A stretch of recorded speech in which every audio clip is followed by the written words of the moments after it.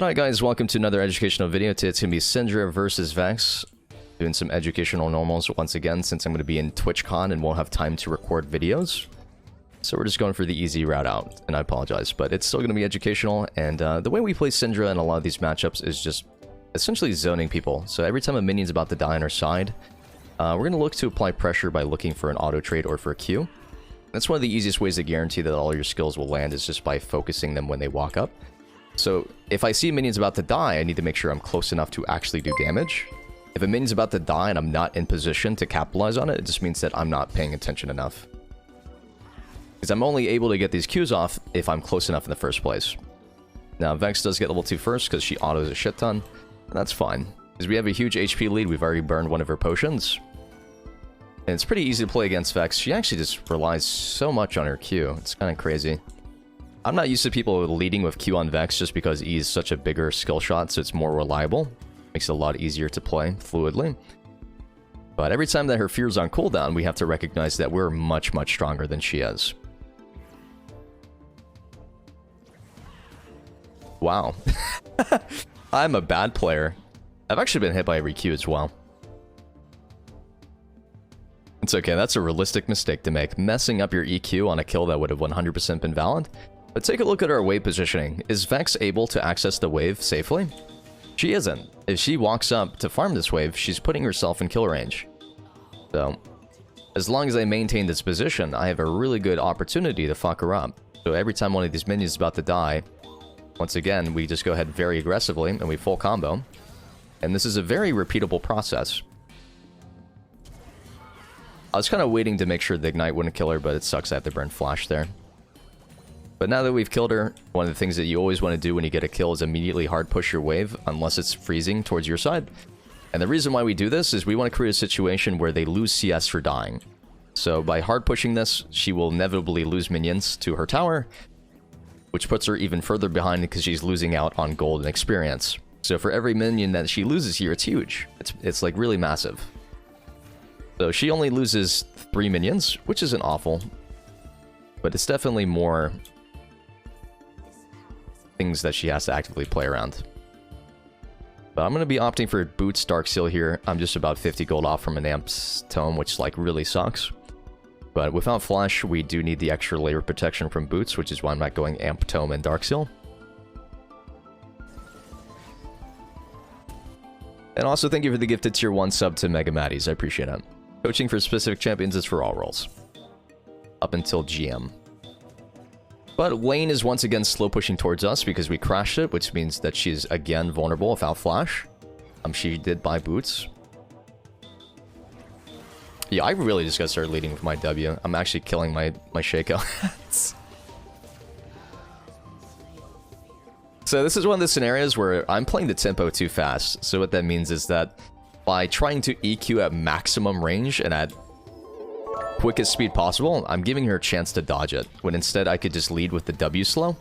Because if I lead with W slow, there's no way for her to dodge, right? Just like I just did. So it's kind of cool that we get an opportunity to explain the difference. Like, if we know she has no way of mitigating our skills or, like, disengaging, we can always go for that slow on the W first and then follow up with QE.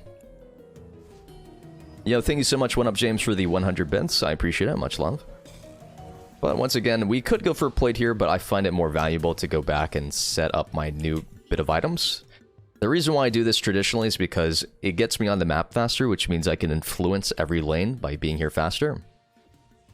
Getting this plate would give me 160 gold, but it would not give me another item progression. It wouldn't get me the Amp Tome, sorry, it wouldn't get me to Lost Chapter. So because it changes absolutely nothing about my recall, I'm instead opting for the tempo that comes from resetting as quickly as possible and getting back on the map. So once again, have we created a situation where the wave is slow pushing back to us on every single one of these scenarios? The answer is yes. So I've pretty much been ungankable. I've always had an ability for my Shaco to gank, and she's forced to overextend if she wants to farm. And this is all repeatable processes that we can utilize to basically get a lead for absolutely nothing.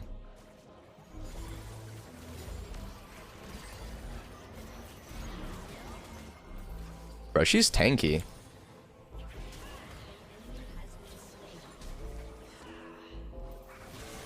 That's really bad. I waited too long. I was trying to play the tempo as long as possible because I just wanted to wait on my stun. But I didn't expect the Lilia, so that's my bad. But it's also worse because I'm losing out on a really massive minion wave that had stacked up. We also give her a shutdown, which is also bad. We also lose the Dark Seal stacks that we have. Now, fortunately, our team pushes the wave in, so she's now losing 7 minions as a result of that play. Actually, she loses nothing. She went tier 2 boots first. Holy cow. My god, he's a simp. I'm a really big advocate for not going Lucidity boots, ever. If you're doing like a Leandri's build, this might make sense, but your damage output is so incredibly low. What's going on? How we doing today, Darko? And, Oko. But once again, wave is slow pushing towards me. I can technically hold this, but I'm going to go and let it crash just because I don't want to face tank the wave. And our goal is really just to hit level 9 to transcend. Give us a little bit more value on our queue. But with wave meeting back again in the middle, we have two options here, which is we can play it out as it currently is, or we can go ahead and crash the wave and then set it. This time I'm actually going to use some of my wards. It's been 7 minutes, I haven't placed a single ward because I've always been in like a really favorable position. Her flash is on a 37-second cooldown, it's the same as mine, so... She's again being forced into a gankable position just because we're holding the wave. Just because we are stronger and better doesn't mean we always have to push. Now, with her roaming, we actually do have to immediately push this. We could technically wait, and if the Sejuani walks away, we get like a free freeze for free. But sometimes your solo queue teammates won't listen, and that just makes it hard to do.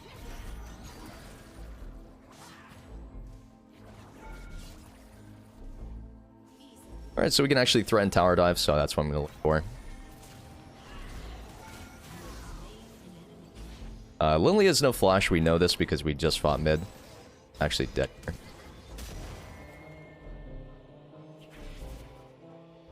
If she doesn't... Oh no, you're actually going to kill us.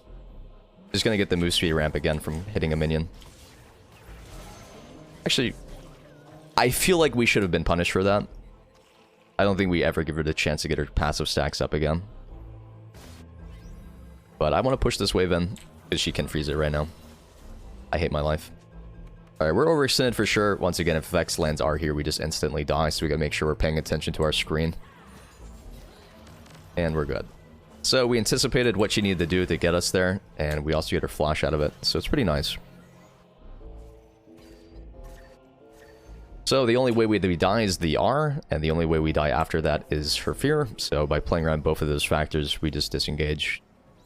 And we're going to go back and buy tier 2 boots, actually. It's a good queue. So this is really bad because she now delays our tempo, so she's getting a free wave crash. So I'm going to lose 6 minions for this, but I really do need to spend this money. So I don't really have a choice. Once again, halfway to 9, which means we're going to get a really massive power spike. My Shaco has a hard-on for this Vex, dude. But she's always pushing to my tower, so it makes sense that Shaco would enable that. Yo, thank you so much, guys, for the hype train. I appreciate it. Put in a request? Sounds good, man. Appreciate it. Hello, hope you have a good stream. I appreciate that. Alright, we're going to hardcore push this. We're going to reset the wave and get it moving back towards us just by crashing it. And we're going to look for a roam timer right now, and also for a deep ward. We can actually look to kill the Lily as well. So close to level 9 here. But I'm creating a wave state once again where it's pushing back towards me. I get a free ward. I can also look for a dive topside with Sejuani R. Got plenty of options. Let's go and I'm going to start casting Qs to build up my Dark Orbs. I hate my life. If you just land R, it's perfect.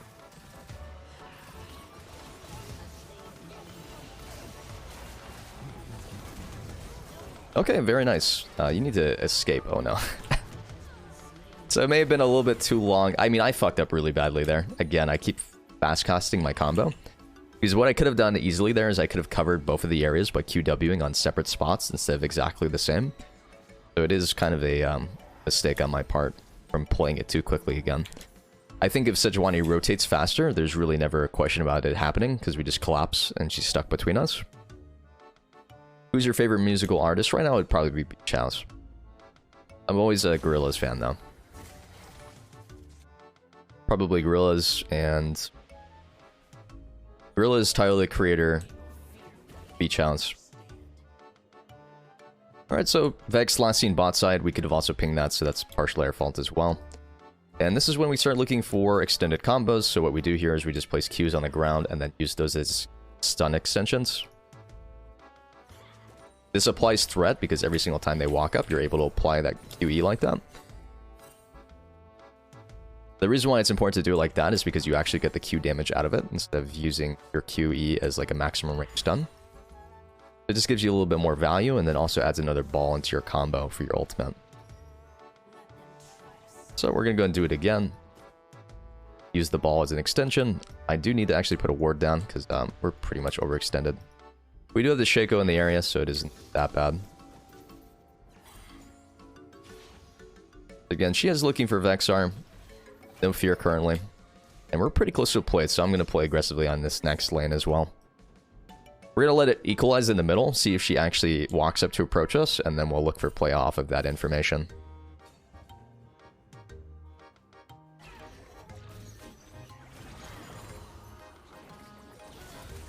Okay, so we got the information necessary. We do have more move speed than her.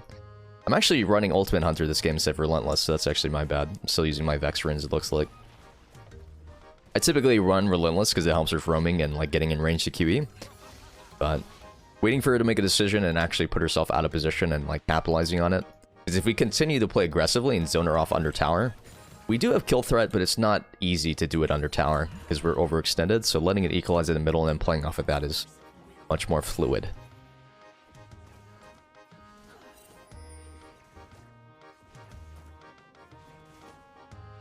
Alright, I already have enough to buy Ludens. This is kind of tempo bad. I'm not really here for Dragon, but I hyper-fixated on that one for sure. I'm on reset right now, so this is effectively a 1v2 if they go for it. Something to consider. But Alternator is actually a huge spike because we're getting a huge amount of bonus damage off of this, 94. Unfortunately, we do lose spot side as a result of the Zillion rotation. Probably really valuable by tier 2 boots in this matchup. I don't think we ever kill them in Soraka lane, do we? Again, we do have the ability to rotate in the top side, so I'm going to hard push this. The idea behind roaming is like pushing your wave so you lose nothing, since the wave is just crashing anyways, and then looking at the wave state. This guy's playing extremely aggressively. I'm going to drop a pink ward to see if we're moving over vision. And at this point, Zianni always has the ability to initiate here, so I'm going to start lifting balls up. This guy is so overextended, it's impossible to dodge this play. So, we identify that somebody's playing too aggressively on the map, we adjust our wave state, and then we leave. We lost nothing for doing it, because we crashed our wave first.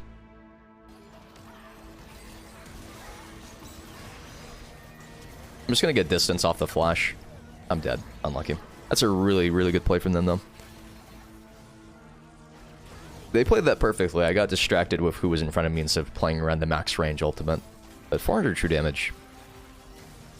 I think there's a world here if I just have flashed immediately, because there's a dead spot between R2 connect and Vex being able to cast W, where you can just flash it. So, very unfortunate. And we're also not quite enough gold to buy our needlessly large rod, which feels just as bad. Feels really awful, actually. Like, look how close we are. At this point, I am going to wait for it, just because it feels really bad to wait for it, because we're not actively doing anything on the map or applying pressure. We have the chance of getting first blood tower. It's just like 30 seconds at dead time where we could be farming, and we could be getting resources that we're instead investing in this power spike.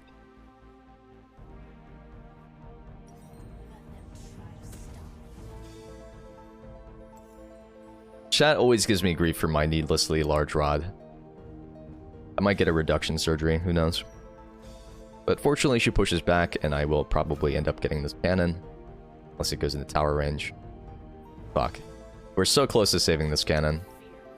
So close. Again, she currently has no wave disengaging against us. We know she has no ultimate for probably the next 40 seconds. We're gonna go and use our blue trinket, get some aggression here. Like, we don't have any objectives on the map, so we don't need blue trinket for that much time anyways. Again, this guy is super overextended, so maybe just playing towards topside repeatedly here is going to be more value. The thing against MF Soraka is that it looks like they probably have good vision. This guy's like so out of his mind. He'll be given plenty of these opportunities. People always play aggressively for no reason. Being flexible and adaptable is like one of the strongest traits you can have as a player. You'll see that I always played in a way that enabled gameplay. I did sometimes make aggressive plays, but they were like weighted decisions that weren't just completely awful.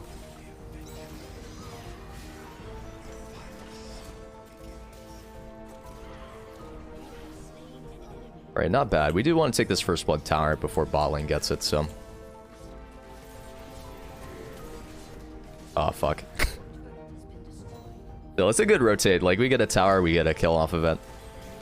I'm gonna have to go match bot side. I've got enough for Shadow Flame, which is a huge power spike. 20 magic pin is equivalent to an extra... probably 25% damage on my entire combo, being realistic. Currently 49 M-Pin, which means every player who's below 50 magic resist is effectively getting true damaged. So we one-shot Vex. We one-shot probably Misfortune and Soraka since they have no MR items. There's no reason for them to take MR into a Jhin. Once again, Gangplank passively always pushing. He's got the Merc Treads though.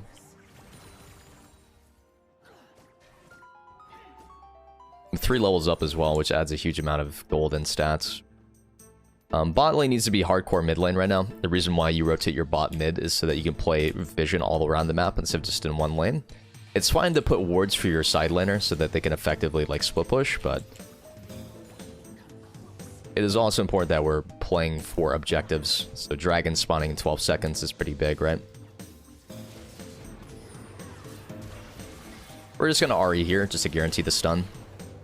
We have such a massive item advantage that forcing any play is guaranteed to be successful for us. So continuing to progress the game by grabbing stuff like objectives and whatnot. Oh, I actually die off of this, it looks like. That was really bad. I wasn't focused on that one. I was looking elsewhere. That's the only reason why they get close enough to cast the Ether right there. But with 3 dead, and we see 2 on the map, the only thing I can die to right now is Gangplank ult. We have passive regeneration from red buff. We get Gangplank ulted. I'm still in range to get the gold from tower, which is pretty nice. And we're going to go back and buy a next item.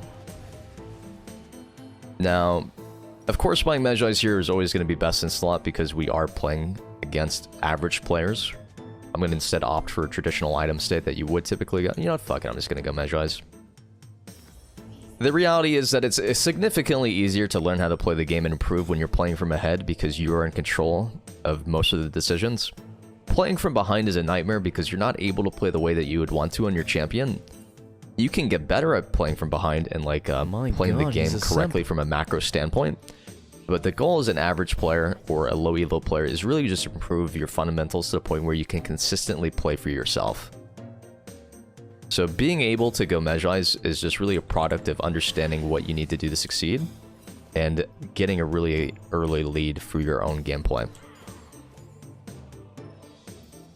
Darkseal alone is like one of the greatest items in the game as an AP mage, so if you're not going to play too aggressively, you still go Darkseal.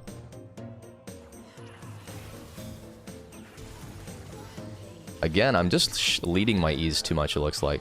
We're going to go for this kill, though. We've got the Sejuani follow-up. We're just going to break the MF ultimate right there. Oh, is she really going to walk away here? I really hope I don't die. Thank you so much for the extra layer protection. I appreciate it. Yo, if I die to a caster minion...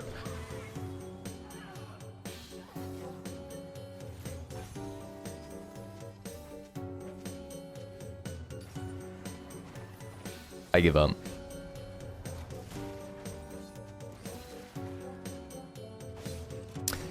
Anyways, game sucks. Now we take a look at itemization. We see that there is acquisition of MR items. Void Staff then becomes more valuable. Typically, I don't like doing penetration to penetration because it just kind of feels like redundant at some points, especially if you already have effective M-Pen against half of the players. Traditional item progression would be defensive item on 3rd or Rabbit on Staff Cap, and then defensive item on 4th. The issue of doing a double penetration build is that you are delaying your defensive item and you're also delaying your Rabbit on Staff Cap. Because by doing this specific item progression, I am forced to build Zhonya's as my 4th. Because if I go Rabadon's as my 4th item here, I'm extremely defenseless against any, like, form of engage. Because I'm still very squishy, like, anybody could kill me. Big reason why I'm so survivable, though, is because I have a huge level lead, and that gives me an extra, like, 300 HP alone. Like, with the HP growth changes, just getting a level lead makes you so durable against a lot of the champs in the game. Using our ward defensively here just to get some vision before we walk up too aggressively. Once again, only thing we really die here to is probably 3 players at most. We're gonna start stacking our balls so that we have a better extended ult. We have information on 2 players top side, which means that it could only be a 2v1 since... Okay, we see 3 players. Pretty much can only be Vex. She's got no fear currently.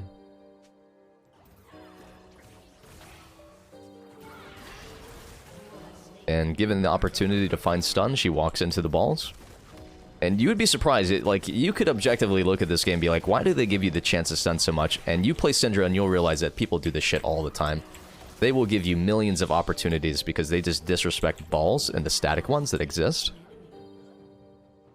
Using this ball and then just constantly repositioning around it with that arrow just applies so much threat and endless possibilities. Coke is everywhere. I'm so sorry that you spilled your drink.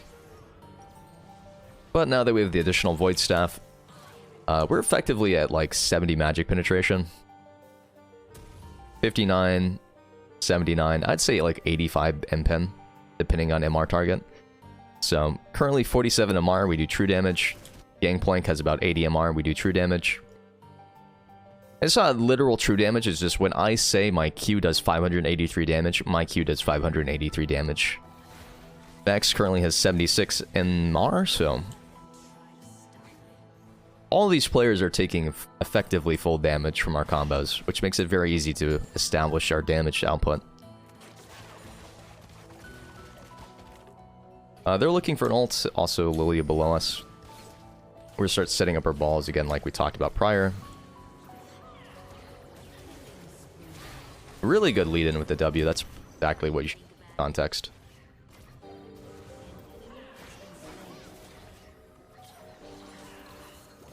Wow, we actually failed the EQ combo.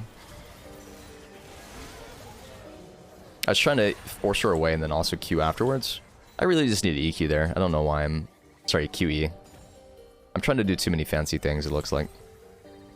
Alright, it's better for us to spend our money and not give them the possibility of a shutdown, so we're just going to go and reset here and grab items, and unfortunately looks like that is going to be a good game. If you like the video, make sure to like and subscribe. I'm currently going to be at TwitchCon when this video probably goes live, so